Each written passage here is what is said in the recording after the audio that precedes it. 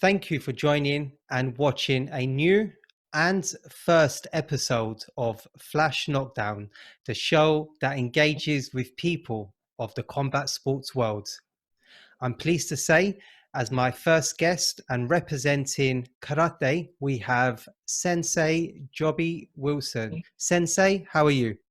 Yeah, really good, thanks.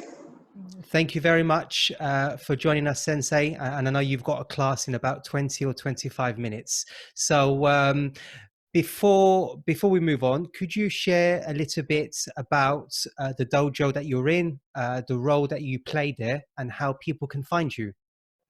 So we are currently based in Banbury in North Oxfordshire.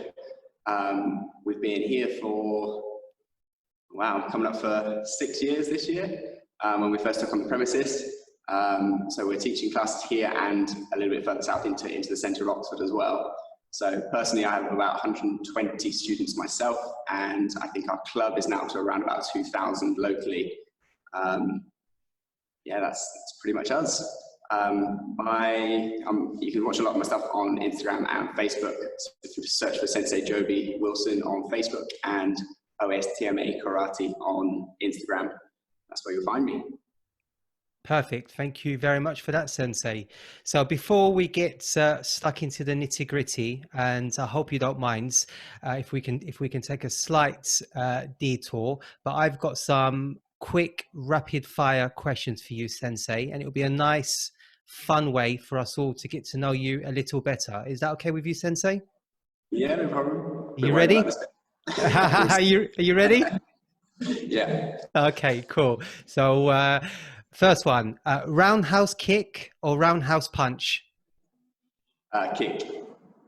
Ryu or Ken? Ken. Workout 7 a.m. or 7 p.m.? AM, definitely AM. Olympic champion or world champion? World champion. Dumbbells or kettlebells? Ooh, kettlebells. I knew you'd say that. Turkish get-ups or Turkish delights? Get-ups. Power. Yeah, well, again, these questions were born from your sessions this week, so they're all kind of related to you.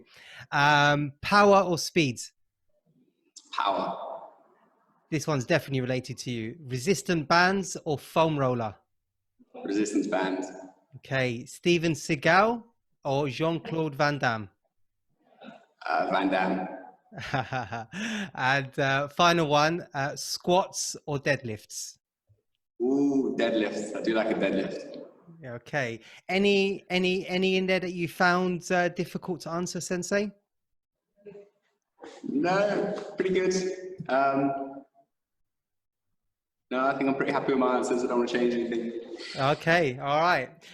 So as we're in these crazy times right now, Sensei, it'd be remiss of me not to ask you how this particular situation has impacted and perhaps changed the way you currently teach. So our classes have unfortunately been shut since I think it's about the 20th of March now, which was a little bit problematic to begin with. Unfortunately, it means we've got a big empty premises at the moment. It's just got me in most of the time, and you can hear the echo going on. But it's been interesting. It's been quite a challenge to try and shift everything online. But we're now teaching classes on Zoom regularly. We've actually offered to our students a training program. They get a weekly kind of independent training program to do at home. Then on top of that, they've got their classes weekly on Zoom. And from here alone, we're running, we've now, as of next week, increased to 6 days a week with, we worked this out, I think it's actually 20 classes a week now that we're going to be doing on Zoom. So we've bumped it up quite significantly from where we initially started. And in addition to that, we're offering kind of YouTube pre-recorded sessions that are going out weekly as well. So there's loads for our students to be doing, and I think we're keeping them busier now than we were prior to being locked down. So it's a nice way for them to still be able to access something. It just depends whether or not whether or not it's going to be an ongoing situation. But Mm. to be honest, for us, I found it's been quite a nice opportunity to increase my training. So it's been a good chance to train with Junior Lefebvre, done a couple of sessions with Haruna. It's been nice to branch out and train with people that I wouldn't have necessarily got to train with anyway, and Yeah. did an additional session on Wednesday with Paul Newby as well. So it's been different but quite enjoyable. I bet I've seen the videos. Really, really, really enjoyable. I mean, do you feel this has the potential to reach a new audience, a new and wider audience? I think in some elements it can. However, it's definitely not the same. And there's obviously going to be the parts, especially in the karate training, that you're going to miss. So you're not going to have the opportunity to do any of the sparring type work or any of the paired drills. And then you lose the ability to work on the reactions, the timing and all that sort of stuff, your distance with an opponent, which is taking away the fighting part of it, which makes it tricky. Yeah. In terms of working on the technical application and your own individual deficits, potentially, it does have a benefit there. I mean, the session we did on Wednesday with Paul Newby was purely based on footwork.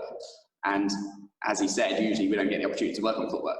So we've now got the next however many weeks we're locked down for to nail that down and potentially put it in. And then when we do go back to the dojo and do go back to training, we've got the opportunity to combine that with the distance, the timing, and the reaction side of things and see where things go from there. So it could be very beneficial. So just coming back then to you, Sensei, I believe you started at the age of 7. So did karate find you, or did you find karate? So I actually went along because one of my friends was going at the time. I think it was because my mum's car didn't start. So we hopped in and actually went off to the training session while my mum was sorting out her car. And he quit, I carried on, and that's basically where it all started from. So I'm just thankful my mum's car didn't start that day. Absolutely, absolutely. That makes the two of us. So who were some of your early influences? So early influences would have been people like Biamonti, potentially kind of end of Pinner's era, and then you're getting into people like Wayne Otto. But I have to say that it was probably Biamonti, just watching that guy kick, and again the timing he had was just incredible. Just playing with people with sweeps and takedowns, and I actually got the opportunity to train with him a few years ago, and he's still got it, which is just worrying. I mean, even throwing an attack towards him, you're just like, I'm going to end up on the floor in a minute. And the way he can put that across and how he's thinking about what's coming next, and there was always an answer, was the one thing I found. Even if maybe you've caught him with something, there's always something coming back, or if he's tried something that's not worked for him, you're getting caught with the next technique. Sure, there's always a plan B, a plan C. Yeah, and then there's a foot on your face. Exactly. There's that as well. Cool. Incredible. Love that. So whilst I know it's only the beginning, could you just maybe explain your or take us through your journey to black belts, and just sharing what that experience was like, particularly any lessons learnt for those that are currently on that journey. Okay. So I didn't actually start competing until I got my black belt anyway, so that came a lot later for me. So I got my black belt at age 14 and didn't actually step on the mat to fight until I was 15. Okay. Is that common or is that uncommon?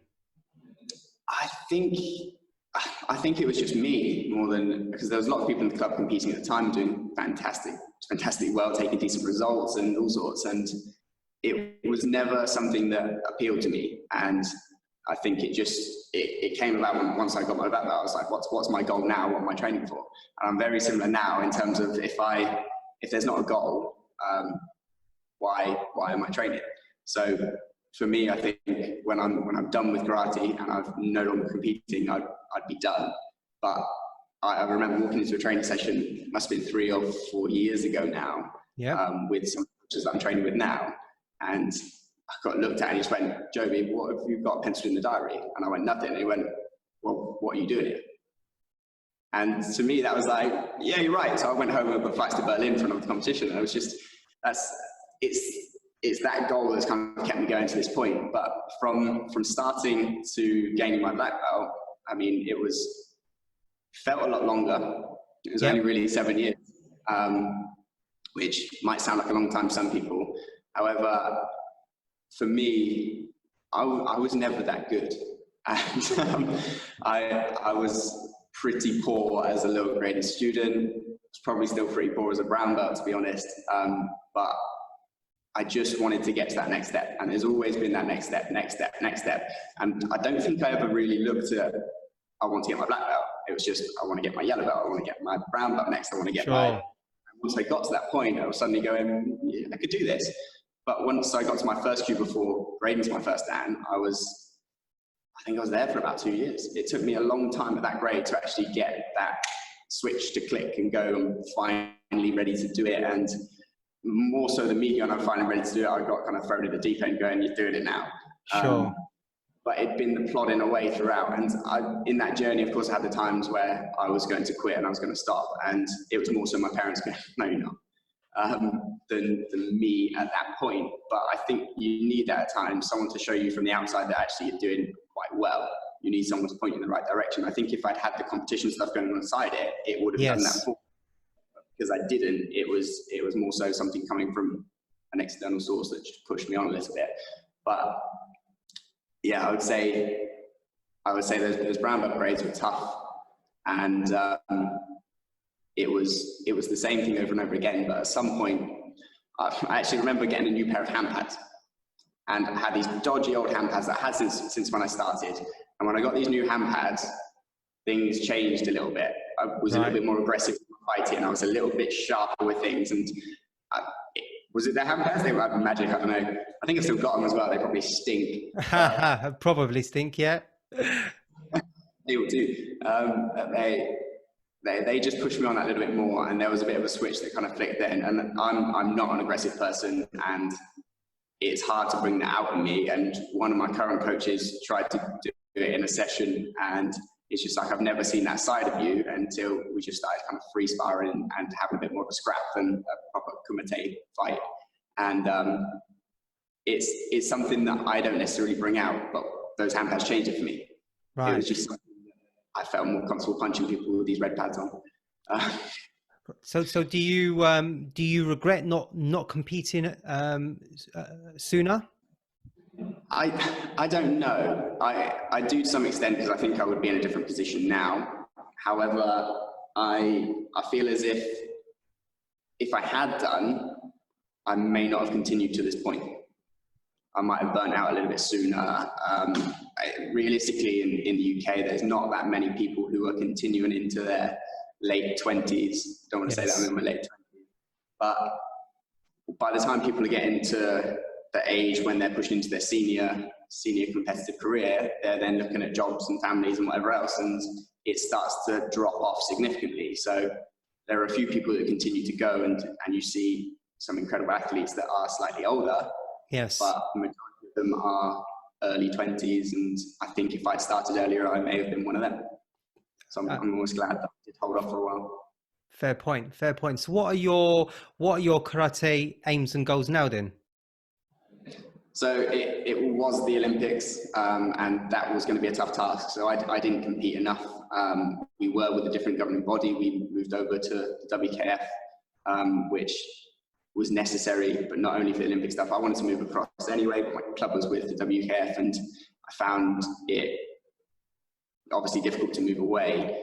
Originally wanted to move away to do the university side of it. So in 2015, I won the British University Championships, got selected for the European University Championships, and then they ended up never actually taking the team. So that was the reason I did a master's degree, and that it was the only reason I went to do a master's degree, really. And unfortunately, it never happened. So it was like, do I want to go and do a PhD now, or do I just? I get it. So that was a lost opportunity there. So unfortunately, that never happened. But had we been in the WKF throughout that time, I think I could have been a bit further along with it. But I only really started competing at ranking events 2 or 3 years ago.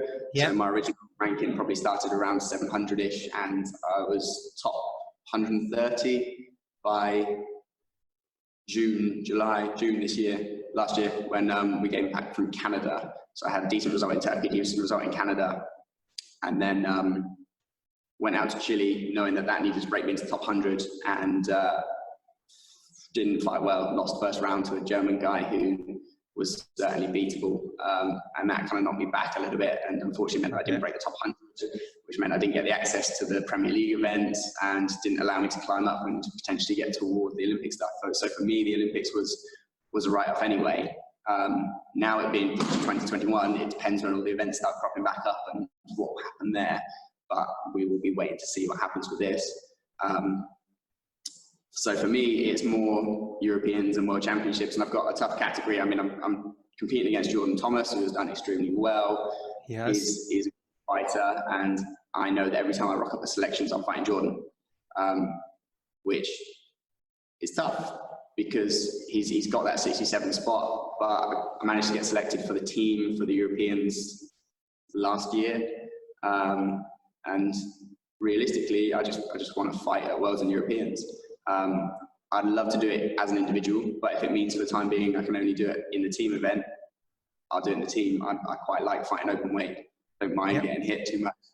So yeah, for me, it would be take a European or world medal, if not title, whether that's team or individual. Just want to be there. Amazing, brilliant. You know, I wish you all the very best of luck with that, Sensei, without a doubt. So, you know, staying on the Olympic theme, you know, and just sort of going back to that wonderful August date in 2016, where the IOC finally announced the inclusion of karate into the Olympics. Where, you know, albeit it's been delayed by another year, where do you feel it can take the sport of karate? So I think by the sounds of it, it's going to be very short-lived. They've actually already said it will be out for 2024 in Paris. Has that's been announced? That's been confirmed already? Okay. So whether or not that changes is kind of to be seen, but it is in for 2020 as a trial sport, 2021 now. Yes. 2020 medal as a trial sport, which means they're only actually accepting 10 athletes per category. So it limits the numbers massively, and they've actually combined the minus 67 and the minus 60 kilo categories together. Yes. One single category, so it just increases that pool of athletes trying to go for those 10 spots. So it was extremely difficult to get in for this one anyway, and the chances were slim for thousands of people. But it being out for 2024, unfortunately, at the moment, means that it could have a bit of an impact. I'm hoping that after they see how it runs in 2020 and how it looks as a spectator, it'll push things along a little bit. But for the time being, we're stuck in a bit of a no man's land and waiting to see how it all goes. But it's in for the Youth Olympics in 2022 in Dakar, I think. Yeah. So it is in for the youth guys, and I'm hoping that'll bring it back up for the seniors into the Olympics. But again, we'll see. Yeah, I mean, it might be getting better. Yeah, I mean, the mind for me boggles as to why you wouldn't keep karate as a permanent Olympic fixture, but there we are. So looking at 2021, there are 2 featured events, right? Yeah, so they're putting in the kumite and the kata. Did you explain it? Yeah. If you wouldn't mind explaining the differences between the 2. So the kumite is the fighting element, and they've got 3 categories for male and 3 categories for female at different weights. And then the kata is the more traditional element. It's the forms, the patterns, basically a sequence of moves put together in an order. And you're performing it against a group of other people. And the way that the scoring system's changed now, they're actually scoring it on points, reducing down to eventual podium medal winners. But it's definitely interesting to watch. And the team kata is just cool. If you get to watch a team kata final, they have to do bunkai, which is actually the application of these movements and the techniques they're doing. And it's incredible to watch. I mean, sitting there at the Europeans last year and watching it live was just awesome. And I personally can say that I'm not the biggest kata fan, but I was pretty fixed on that. You'll be tuning in. Yeah. Okay, so final question just to wrap up, Sensei, and thoroughly appreciate your time. Any particular individuals that we should be looking out for at the Olympics next year, particularly Team GB related? So it's currently open. We don't know who from GB may get in. Probably the best chances are going to Joe Kellaway.